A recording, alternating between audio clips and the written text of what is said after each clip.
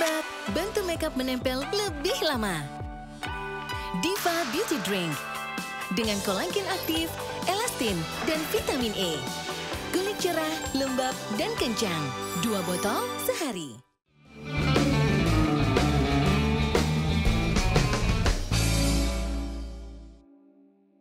Dipersembahkan oleh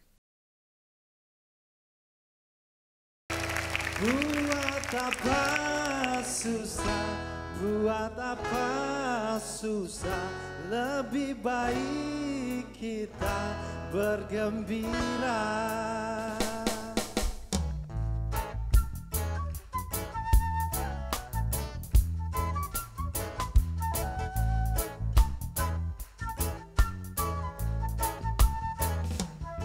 Kekasihku, apa yang kau risaukan? Kerjamu hanya melamun saja, tak berguna kau bersedih hati. Tertawalah sayang. Buat apa susah, buat apa susah, lebih baik kita bergembira. Buat apa susah, buat apa susah, lebih baik kita bergembira.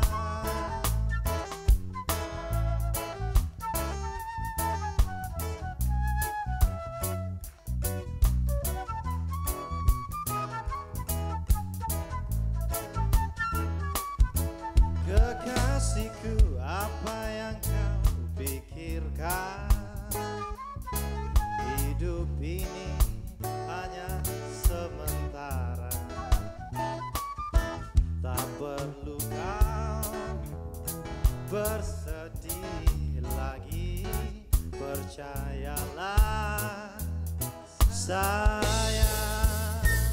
Buat apa susah, buat apa susah, lebih baik kita bergembira.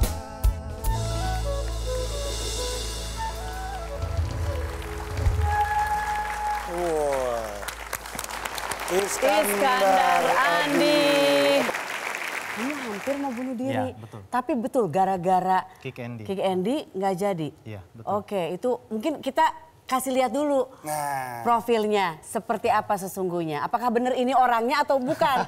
Sama nggak sama tayangan yang mau kita kasih lihat ya? nggak bolong. Gila serem amat sih, ini acara apa sebetulnya? Coba kita lihat tayangannya, ini dia.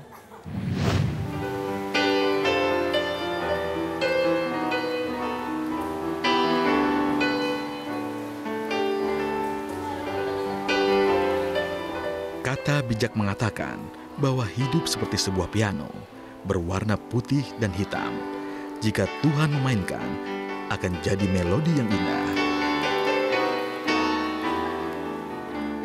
Begitu juga dengan kehidupan Iskandar Andi.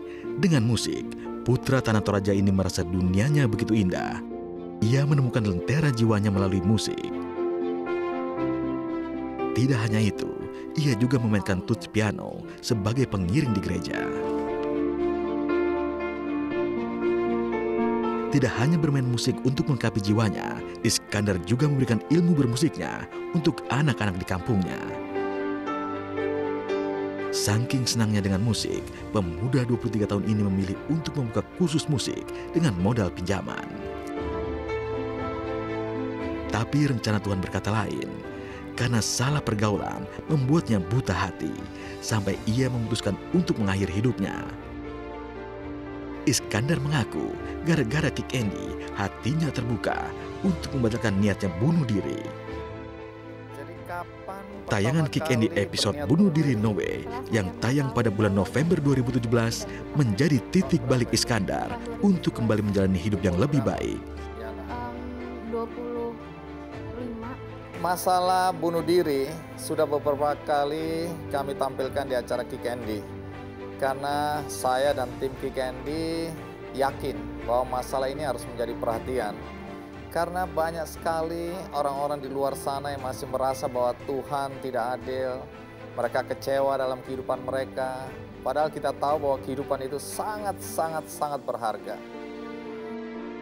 Ia ingat betul ungkapan dari Andi Epnoya dalam episode tersebut, bahwa bagi orang lain, hidup itu sangat berarti, terlebih sangat berarti untuk dirinya sendiri. Bagi Iskandar, kehidupannya saat ini adalah untuk mengikhlaskan masa lalu dan mensyukuri masa sekarang dan berjuang untuk masa depan.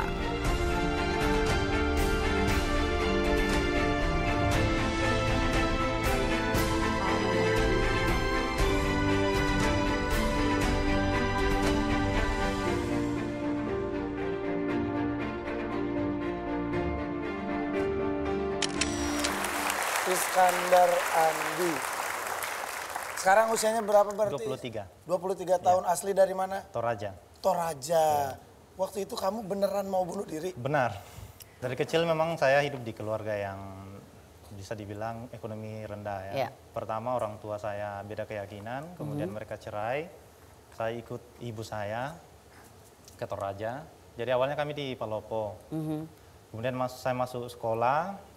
Ya karena kita dari ekonomi lemah di kampung juga kan. Ya kadang kita mendengar bully-bulian, kamu ini tidak ada artinya, kamu itu anak apa ya, cerai, orang tuamu cerai, kamu tidak punya apa-apa lagi kan. Jadi saya hidup dari kecil, hidup dalam bulian. Saat masuk SMK, saya mulai dekat dengan gereja.